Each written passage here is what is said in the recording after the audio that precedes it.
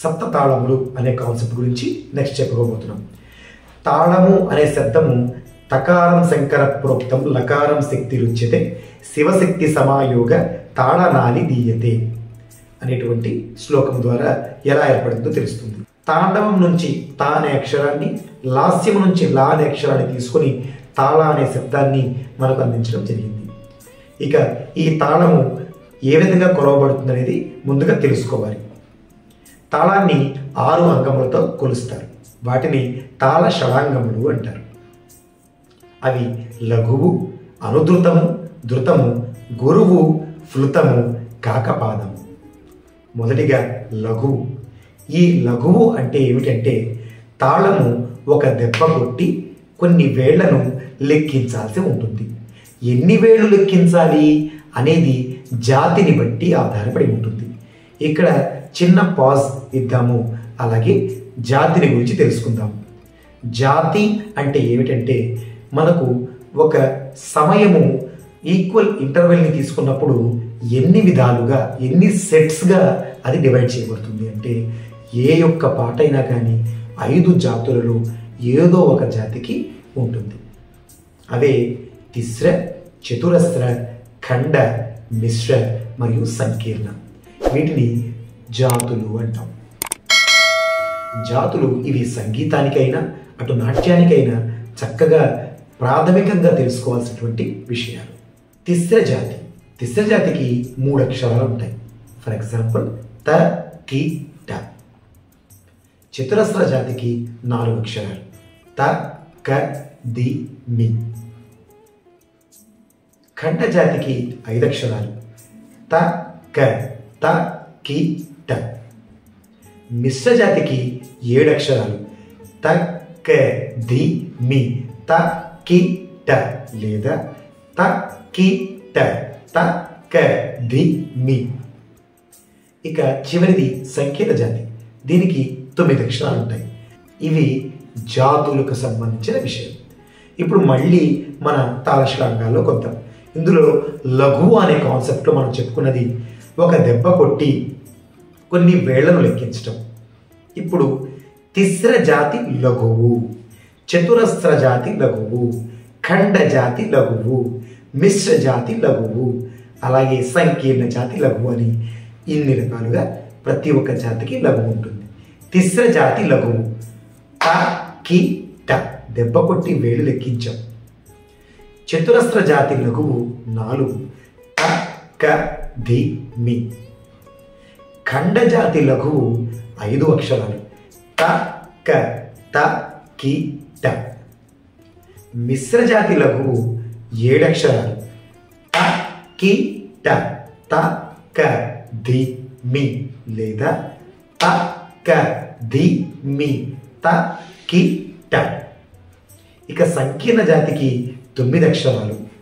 త, క, ది, మీ, త, క, త, కి, ట. ఈ విధంగా 5 జాతులకు ఉండేటువంటి లఘువు యొక్క లక్షణాన్ని మనం చెప్పుకుంటాం. దీనిలో తర్వాతది లఘువు తర్వాత అనుధృతం. అనుధృతము అంటే ఒక దెబ్బ కొట్టడం అంతే, ఏకమాత్ర కాలం, ఒకే దెబ్బ కొడతాం, సింగిల్. తర్వాత ధృతము ఒక దెబ్బ కొట్టి చేయి విసరడం లేదా ఇలా కొట్టి వెనక్కి తిప్పడం. ఇది 2 మాత్రల కాలం, 1, 2. ఇక తరువాత గురువు. గురువు అంటే 2 లఘువుల కాలం. అంటే లఘువు ఎన్నైతే ఉన్నాయో లఘువు డబల్ అయితే గురువు అవుతుంది, 4. ఇక ఫ్లుతము 3 లఘువుల కాలం. తరువాత కాకపాదము 4 లఘువుల కాలం. ఈ విధంగా తాళ షడాంగములు ఉన్నాయి. అయితే మొదటి 3 మాత్రమే ఇప్పుడు విరివిగా ఉపయోగపడుతున్నాయి, అలాగే వాడుతున్నారు. మిగిలిన 3 అంటే గురువు, ఫ్లుతము, కాకపాదములను ఇప్పుడు వాడటం లేదు, చాలా తక్కువగా ఉన్నాయి, దాదాపుగా వాడటం ఆపేశారు. ఇప్పుడు వాడబడుతున్నవి లఘువు, అనుధృతము మరియు ధృతములు ఎక్కువగా వాడుతున్నారు. ఇది తాళం యొక్క షడాంగములు.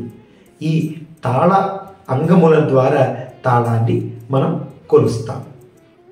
ఇటువంటివి ఈ తాళ షడాంగములను ఉపయోగించి ఎన్ని రకాల తాళాలను మనము తెలుసుకోవచ్చు.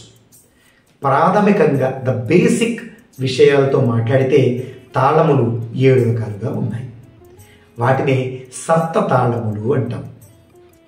సప్త తాళములు ఏమిటి?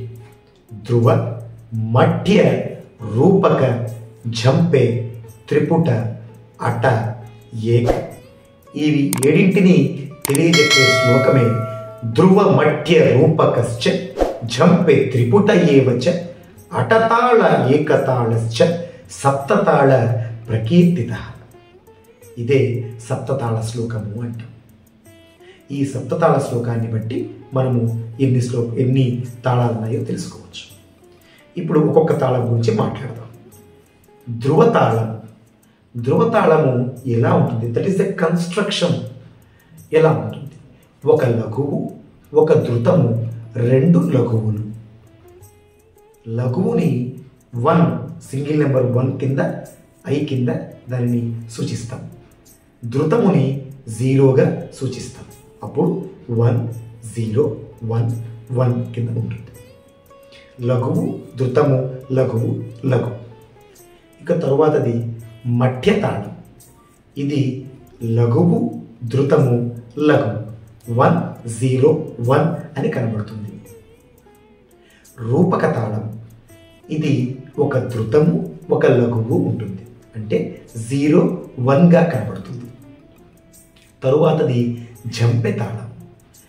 1 C 0గా కనబడుతుంది. అంటే ఒక లఘువు, ఒక అనుధృతము, ఒక ధృతము ఉంటాయి. తరువాతది త్రిపుట తాళం. త్రిపుట తాళానికి ఒక లఘువు, 2 ధృతములు ఉంటాయి. అంటే 1 0 0గా కనబడుతుంది మనకి. అటతాళం. ఇది 1 1 0 0 అంటే 2 లఘువులు, 2 ధృతములు కనబడతాయి. తరువాతది చివరిది ఏకతాళం. ఓన్లీ సింగిల్ నెంబర్ 1 కింద కనబడుతుంది. అంటే అప్పుడు అది ఒకే డిజిట్తో ఉంటుంది. వీటిని క్లియర్గా తెలుసుకోవడానికి ప్రయత్నం చేయాలి.